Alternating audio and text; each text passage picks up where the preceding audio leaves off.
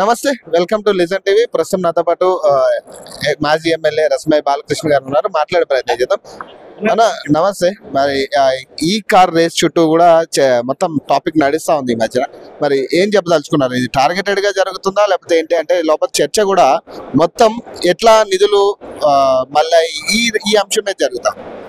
ఇంత పెద్దగా చర్చించాల్సిన అంశం ఏమీ లేదు. బరాబరి కార్ రేసు ఇక్కడ జరిగింది. రెండవసారి కూడా జరగడానికి కోసము మళ్ళీ ఇక్కడ నుంచి వాళ్ళు 50 కోట్ల రూపాయలు వాళ్ళు పంపించడం జరిగినది. అక్కడ ముట్టినాయని చెప్పింది.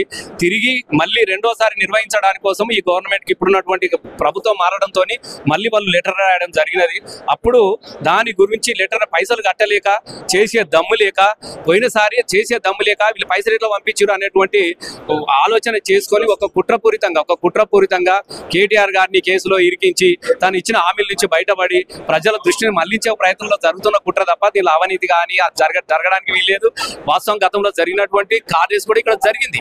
దీనిలో ఏమున్నదని ఇప్పుడు నేనేమంటున్నా, వాళ్ళు చెప్తానే ఉన్నారు డబ్బులు మా దగ్గర ఉన్నాయి, మీరు క్యాన్సిల్ చేసుకున్నారు కాబట్టి డబ్బులు రిటర్న్ తీసుకోపోమని చెప్తా ఉన్నారు. రిటర్న్ తీసుకొచ్చుకునే దమ్ము లేక నువ్వు ఎట్లిచ్చిన దాని మీద చర్చ ఎందుకు?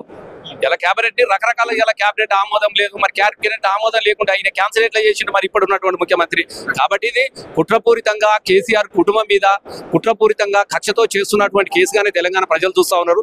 అంతేకాకుండా ఇటీవల 15,000 రైతుకు భరోసా ఇస్తాను 12,000 ఇచ్చిండు. ఆ 12,000 గురించి చర్చ ఉండద్దనంటే కేటీఆర్ గారి మీద ఏదో ఒకటి ఫోకస్ కి సిరికియాలి, ఒకటి ఈడీ అని చెప్పేసి దాన్ని ఒక పబ్లిసిటీ చేసుకొని దాని నుంచి బయటపడే ప్రయత్నమే జరుగుతున్నది తప్ప ఇది కేటీఆర్ గారు ఏదో చేసిందనుకో తను చాలా క్లారిటీగా ఉన్నాడు. తనే చెప్తా ఉన్నారు. అక్కడ నుంచి ఆ కంపెనీ కూడా చెప్తా ఉన్నది డబ్బులు వేసింది వాస్తవం మా దగ్గర ఉన్నాయని చెప్పిన తర్వాత ఇంకా అవినీతి ఏంటిది? దీనిలో ఇంకా వేరేది ఏముంటది? మీకు ఎట్లా అనిపిస్తా ఉందంటే 1 year పరిపాలన చూసిర్రు, మరి ప్రజాపాలన అని చెప్పి మీ మానకొండూరు కూడా నాకు తెలిసి కాంగ్రెస్ రావడం జరిగింది. మరి జరుగుతుందా మంచిగా ప్రభుత్వం పరిపాలన జరుగుతుంది? ఇప్పుడు మంచిది ఎక్కడ ఉన్నదా? నువ్వు ఏ గ్రామానికి అనేవి ఎవరినన్నా అడుగు. ఈ సంవత్సరం 100 రోజుల్లో 6 గ్యారంటీలు అమలు చేస్తా అన్నాడు. 365 రోజులు ప్రజలు అవకాశం ఇచ్చినా కూడా ఒక్కటి కూడా సంక్షిప్తంగా ఒక్క గ్యారంటీ కూడా అమలు జరిగినటువంటి విషయం కూడా ఎక్కడ కనపడతలేరు. ఇలా పల్లెలకు వెళ్లే పరిస్థితులు కూడా లేదు కాంగ్రెస్ వాళ్ళకు. కాబట్టి చూస్తా ఉన్నా కదా సంవత్సర కాలంలో ఎంత తెరలైపోయింది. ఇలా దాసి దయ్యాల పాలు చేసినట్టు అంటారు చూడు. ఇలా గట్లాంటి పరిస్థితి కనబడుతున్నది. కాబట్టి ప్రజల ఆగ్రహం నుంచి ప్రజల యొక్క తిరస్కారం నుంచి బయటపడడానికి కోసం చిన్న చీప్ ట్రిక్స్ ప్లే చేస్తూ ఏదో కాలం వెళ్ళదిస్తా ఉన్నాడు. మీ అంశం ప్రకారం అంటే మీ మానకొండూరు అంశం మనం మాట్లాడుకుంటే గతంలో ఒక చర్చ జరిగింది, మీ మీద కొన్ని అవినీతి ఆరోపణలు రావడం జరిగింది. మరి మొన్న కూడా మీరు కూడా కొన్ని ఇప్పుడు జరుగుతున్న అంటే ప్రధానంగా అంటే లేదంటే గతంలో అంటే ఎలక్షన్స్ ముందు రావడం జరిగింది. అంటే దీనికి సంబంధించి ఇప్పుడు అంటే నన్ను క్వశ్చన్ కంప్లీట్ చేయను.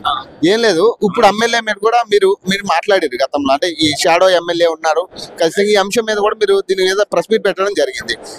ఎలా ఉంది మీ మానకొండూరు నియోజకవర్గం? ఇప్పుడు నన్ను అడిగితే నాకు అనుకూలంగా చెప్తాను, నీకు ఒక ఫీలింగ్ వస్తుంది. లేదు, నువ్వు ఎప్పుడైనా మంచిగా మానకొండూరు వెళ్ళు. క్యాంప్ ఆఫీస్ లో ఒక షాడో ఎమ్మెల్యే మురళీధర్ రెడ్డి అని ఉంటాడు.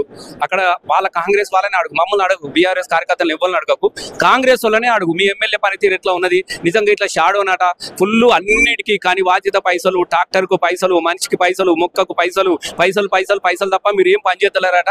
ఇది వాస్తవమా కాదని వాళ్ళ కాంగ్రెస్ వాళ్ళని అడుగు. వాళ్ళు ఏం చెప్తారో దాన్ని రికార్డ్ చేసి మంచి ప్లే చేయి.